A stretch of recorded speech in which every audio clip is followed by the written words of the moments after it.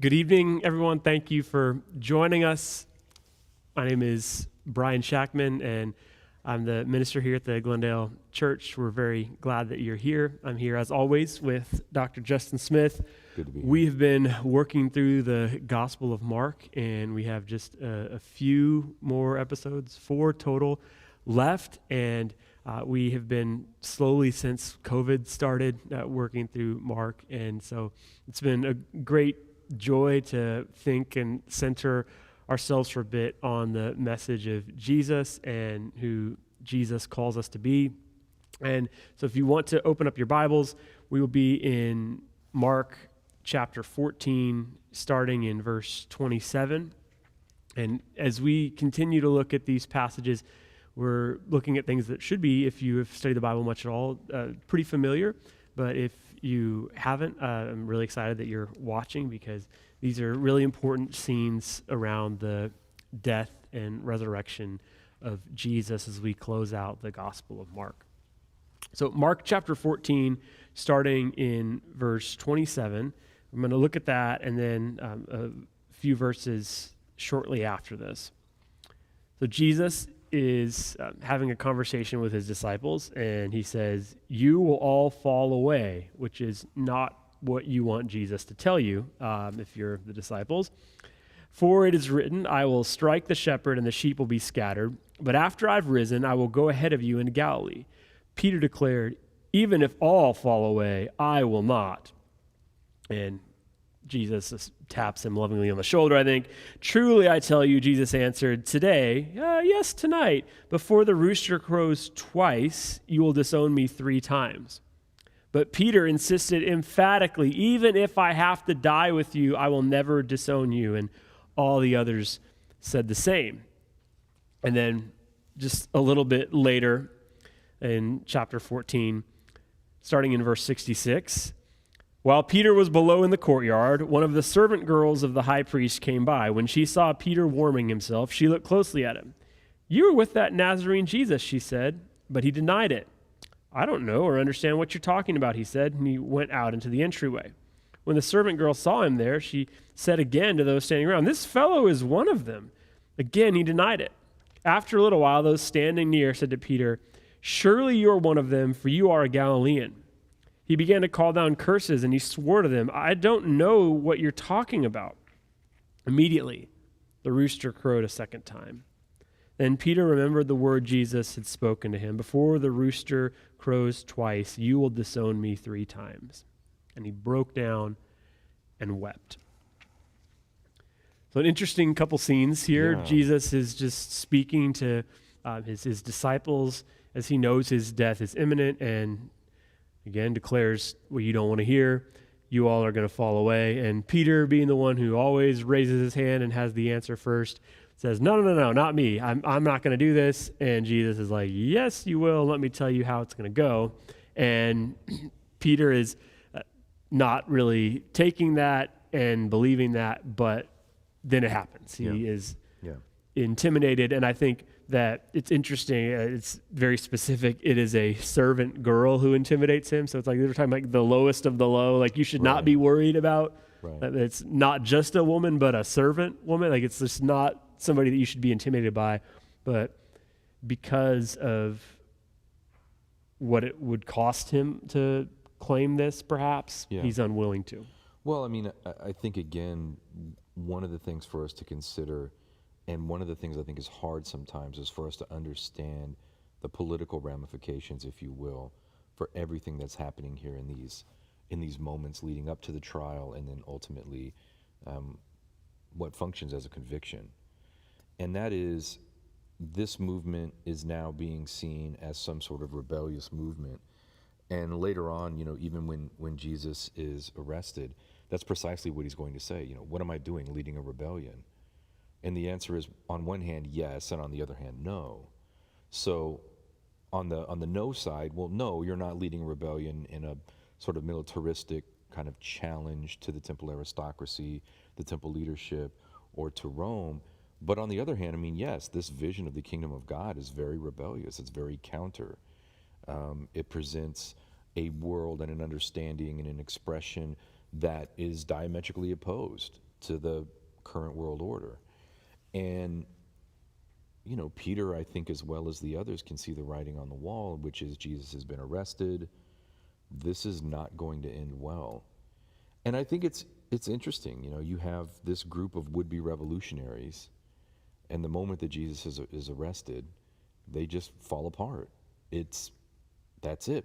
You know, he was the one, and he didn't destroy everybody. I don't know, with like lasers from his eyes or something. I'm not sure what they were expecting, but you know, he doesn't start this revolution, and they are just destroyed and terrified. And you're right. I mean, he crumbles before a person in the narrative that would have been the lowliest, you know, most uneducated person, and somebody that he shouldn't have been particularly worried about. But the context puts him in this very vulnerable space. So it's sort of interesting, the vulnerability of her versus the vulnerability of him, or the power of her versus the power of him. Yeah. Yeah, and I always connect with that verse as he recognizes his flaw and what he's done, and it says he goes out and he weeps bitterly. Right. And I think about my sin patterns and the things that I can continue to allow into my life, and I have these moments where like, all right, I'm gonna do better and work harder and fix this and make it, and I fail. And we all have things that, you know, I don't want to be like my parents in this way or something. We step out to we want to do better and we want to change, and then we end up in that space where it feels like the apple didn't fall far from the tree. And I think what's a really interesting comparison is Peter and Judas, who Judas betrays Jesus and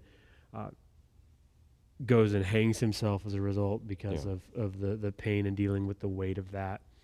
And Peter experiences this in a very similar, I mean, both are bad, disowning him after he said, you're going to disown me, and betrayal and turning him over. Both are terrible things, but the way that Peter is able to rebound and grow from it, and eventually in Acts preaches the first Christian sermon, and I mean, very, very dramatic turnaround to go from this guy who weeps bitterly. And I think about just the pain and shame of life that we can all experience and weighs on all of us. And the question is, how are you going to grow from that? And how are you going to move on and at times weep about it and be honest? But then, all right, how are you going to pick yourself up? Because there's always another chance. Well, I mean, and I think too, with Peter and Judas, you sort of have these very interesting contrasting elements. You have two of Jesus's closest confidants. And I think sometimes we only read Judas's relationship with Jesus through these last few chapters of Mark, or the last few chapters of Matthew or Luke or what have you.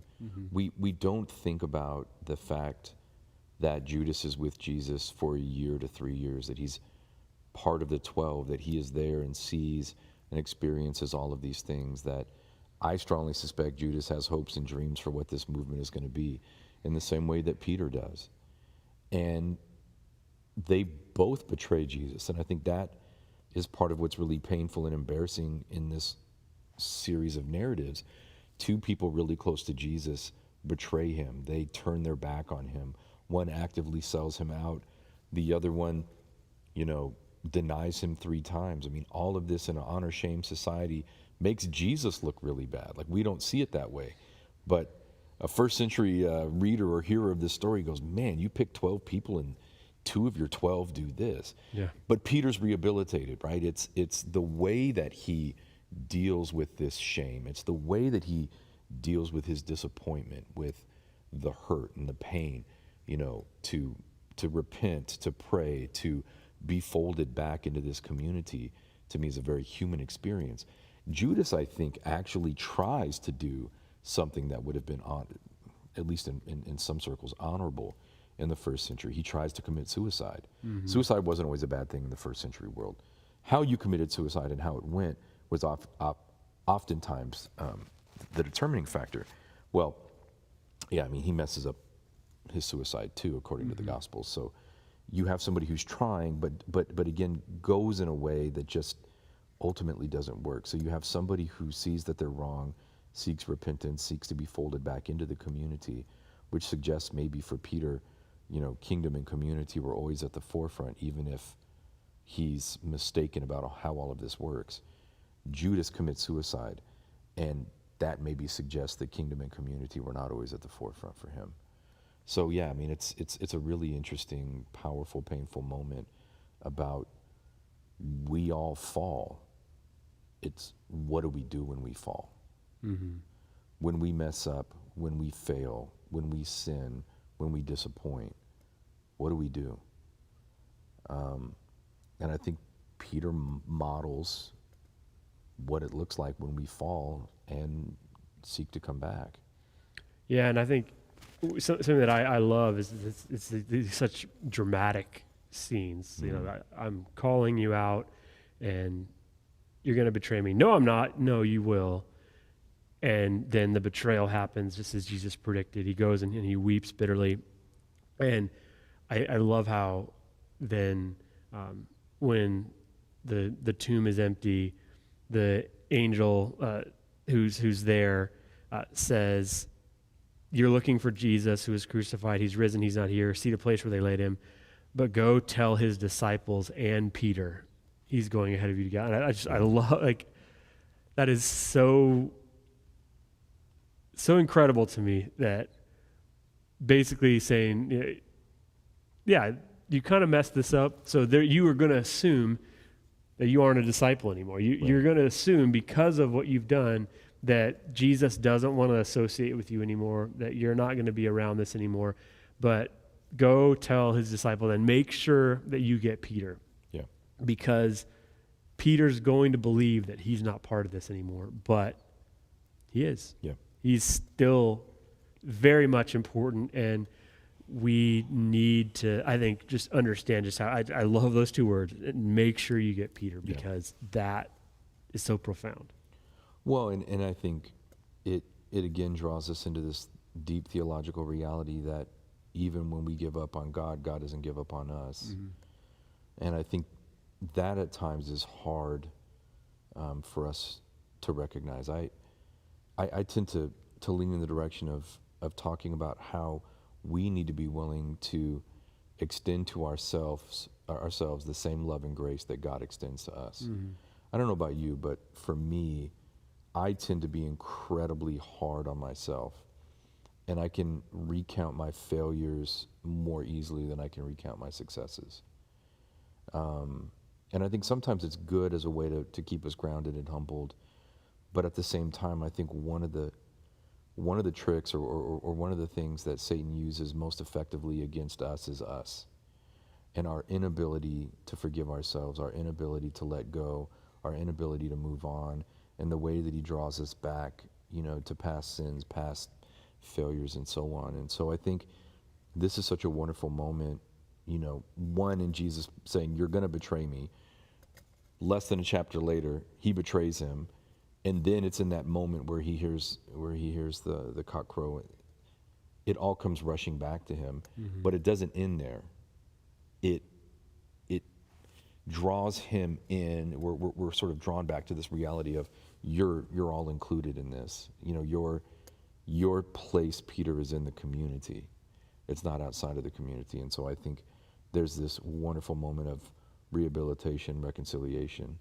I also think, thinking about just the idea of Jesus, the resurrected Jesus, meeting up with Peter mm-hmm. after this. And one thing that I've heard to describe the ministry of Jesus is just he's willing to go into awkward situations. Mm-hmm. And just how awkward that would be, just sure. like, hey, remember what I said? And he's just willing to go there. And I think we so often run from the awkward and run from conflict. Yeah. And oftentimes it's when conflict happens that people say, I'm going to leave that church and go to find the one that is conflictless.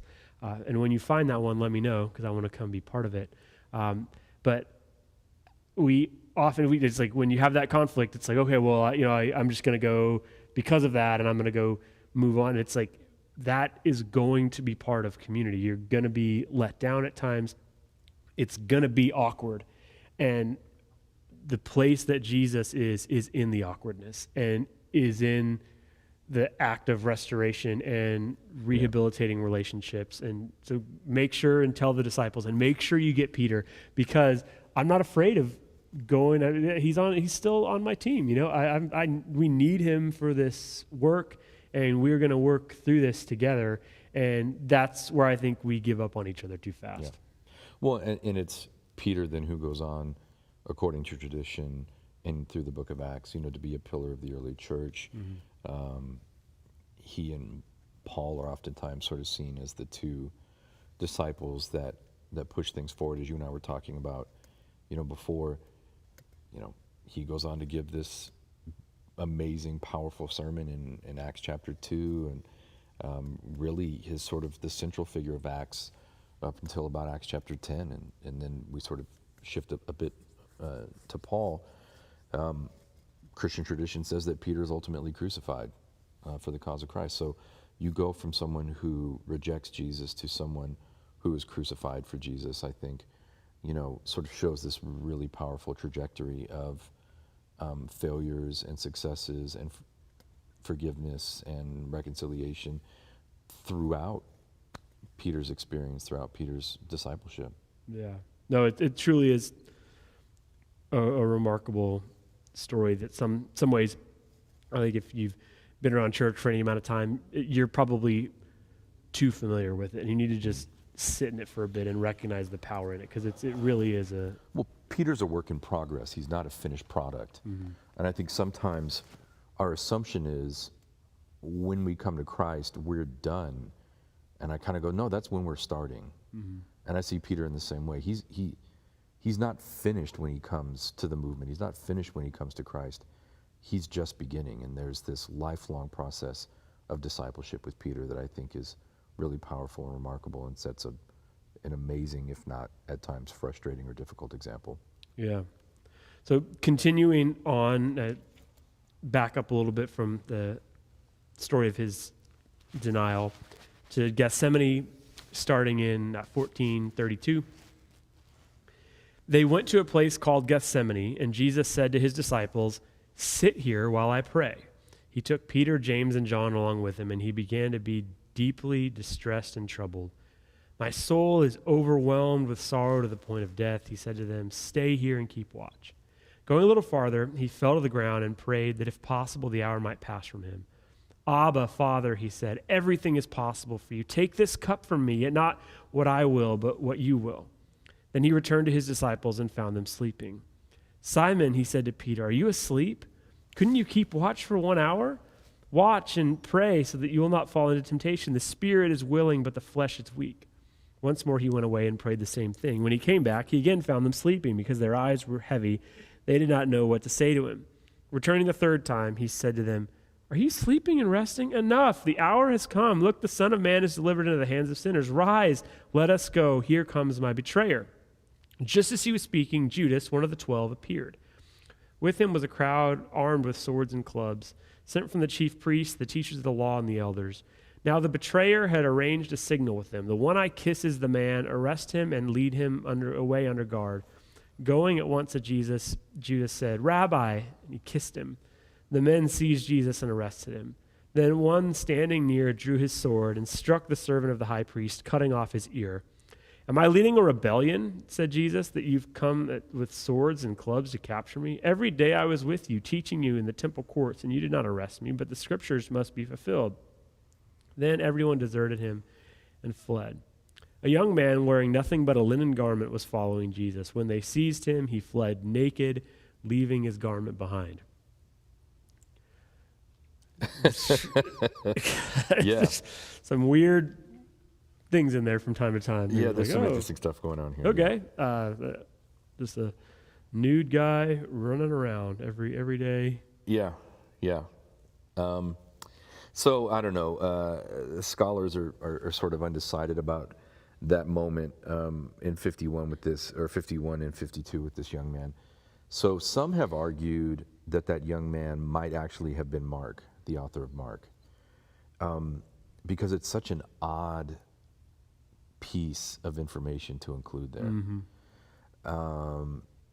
Others have argued if it's not the author of the gospel, it's someone who probably served as an eyewitness, someone who was there, unnamed, don't know who it is, but would have potentially served as an eyewitness to this. Because we figure, when Mark is writing the gospel, that most of the eyewitnesses that would have been available, people who would have been there in the moment, are either incredibly old or probably dead, and I think most likely dead. If Mark is writing anywhere between the mid-60s and mid-70s, I think that's probably the case. But this young man, whoever this was, would potentially then be serving as an eyewitness, I think, to the accounts here. That's the best I can do with this. Beyond that, I'm not really sure, to be completely honest. It's really weird. Yeah. I think it's a odd detail. Yeah. But here's what I would say. Whenever we have odd details or odd moments, they're there for a reason. They're always there for a reason.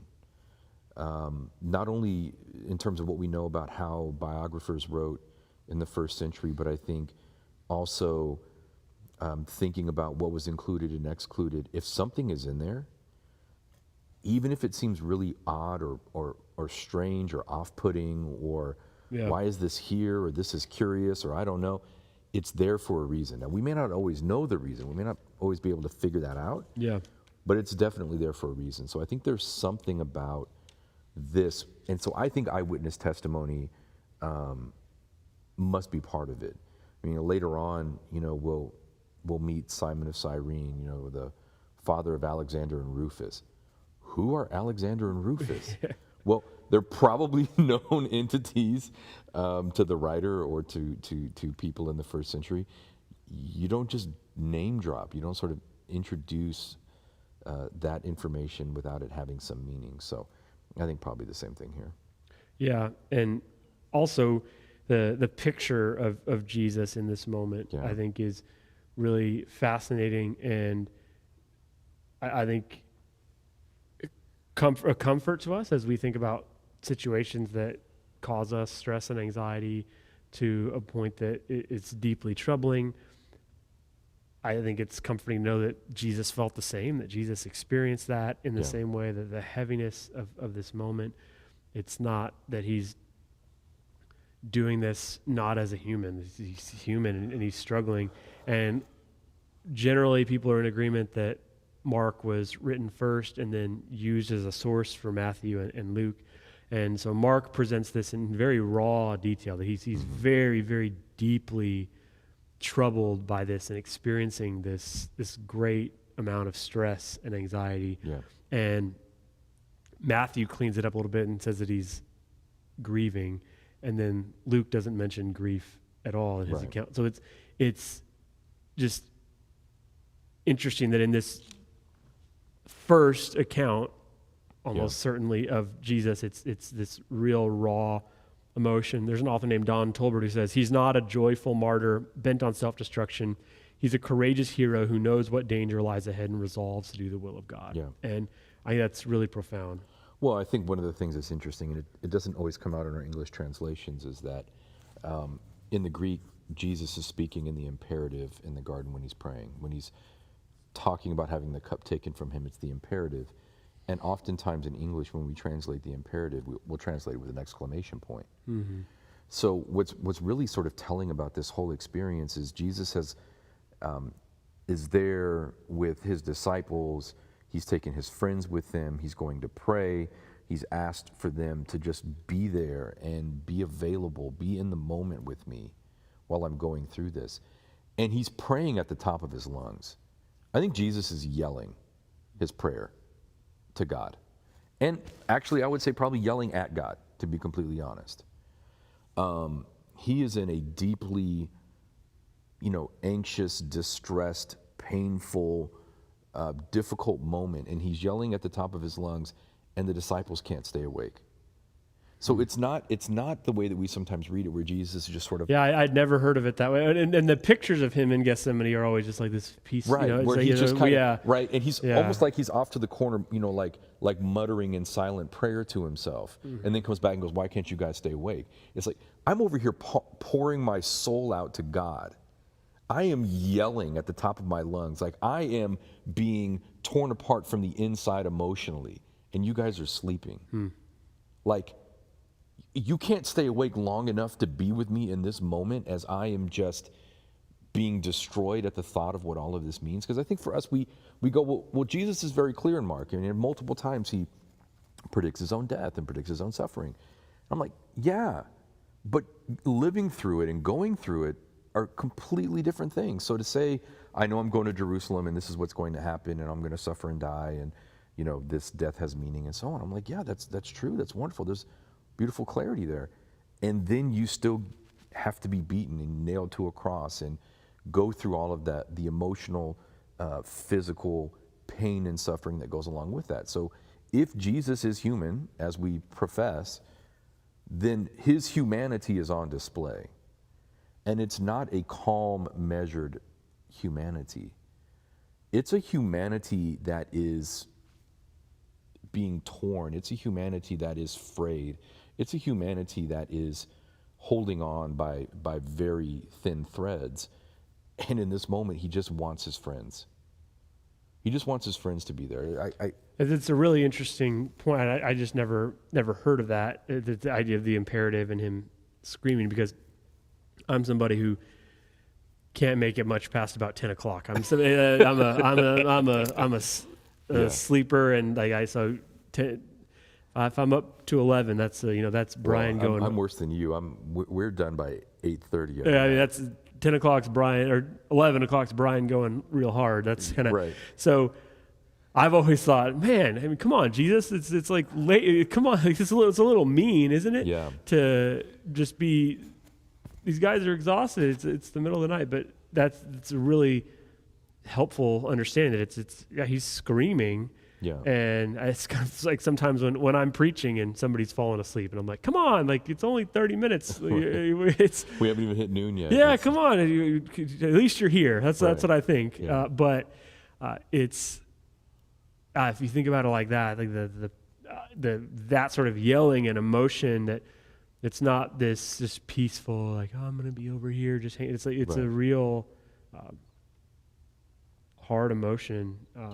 But then it's interesting to juxtapose that with then the peace that he feels as the arrest is happening, where it's like he's yelling and screaming, but then as that happens, his violence is gone. He's kind of given that to God, and then his those impulses are down, and he just accepted. This is what am I doing? You guys could have arrested me earlier. I'm just hanging out. I'm not running I've been here from for you. a week, by the way. Yeah, I'm not like, why are you doing this right now? Well, and I think maybe one of the things we just don't get is just the way that Jesus models how to deal with pain and emotion, right? So in our own context, I think we're still taught many ways at many points. You bottle it up, you push it inside, you hold it in.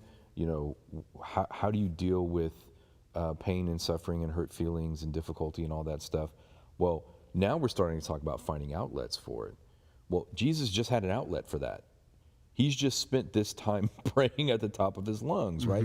There's an outlet for this. And in that process of prayer, I think there is this way that Jesus is processing at least this maybe certain wave of these feelings, so that when the next event comes, he's actually dealt with his feeling. He's dealt with this part. Yeah. So that he can lean into then what this modeling of the kingdom is supposed to be like, where this is not an angry Jesus who's yelling at the people who've come to arrest him. This is not an angry revolutionary Jesus who is chastising, the disciples, or chastising, the leaders and so on and so forth. This is somebody who's going, I have been trying to model what this kingdom looks like. I've been trying to show you this way. Yeah. And you still don't get it. And this, the way that you're treating me is indicative of how you understand the kingdom of God. And this is not that. And in the face of that, I mean, he is still able to model this radically alternative approach, which we'll see obviously when we get to his trial and everything else. But it, you know, it doesn't mean that Jesus doesn't feel, because we see him feeling very deeply. And I think when we get to the cross, obviously, not to push too far ahead because we'll spend some time there, but you know, when he yells, my God, why have you forsaken me?" Suspect that he's, with whatever he has left, he's yelling that, you know, as well. So Yeah, I think that this outlet type understanding and moment is especially important in the times that we're living in, as we are experiencing a lot of pain, going through a lot of stuff, and there's just not separation where you aren't, many of us at least, aren't going into an office, and you know, so there's like, it's real easy right now to carry work home, the stress of that, and to treat those that you live with as poorly because of that stress, and we need, I think, some space to be able to let some of that out, so we can be good spouses, good friends, good coworkers at work. It's finding some space to speak some of that hard stuff and then move forward. I don't think that we were created to swallow our feelings. I don't think we were created to hide away. I mean, you and I have talked about some of this on our own and maybe in some of the conversation here. There's the language of lament in the Hebrew Bible. There's the language of calling God to account. There's the language of saying this isn't fair. There's the language of this is not what you said this was going to be like. And God is big enough. He can handle our disappointment. He can handle our frustration. He can handle our anger. I don't know that we're called to be in a polite relationship with God at every moment. I think we're called to be in an authentic relationship, and pain and suffering and anger is part of that. And I think we've got to be willing to share that with God as much as anything. Yeah, no, that's great, and something you taught me something today, which you typically do, but that's something that's really significant. We're gonna have to stop there as we are running out of time for our study this evening. We will pick it up right where we left off next week. Thank you so much for joining us, Justin. Thank you as always for being here. We will have our prayer call at 8 p.m., so in just a couple minutes. And if you'd like information for that, or if you have any questions and want to find out more about what it means to follow Jesus with your life, you can email me, Brian with a Y at glendale.church, and we would love to hear from you and connect with you. We'd love for you to join our prayer call just at the top of the hour. Hope you have a fantastic evening.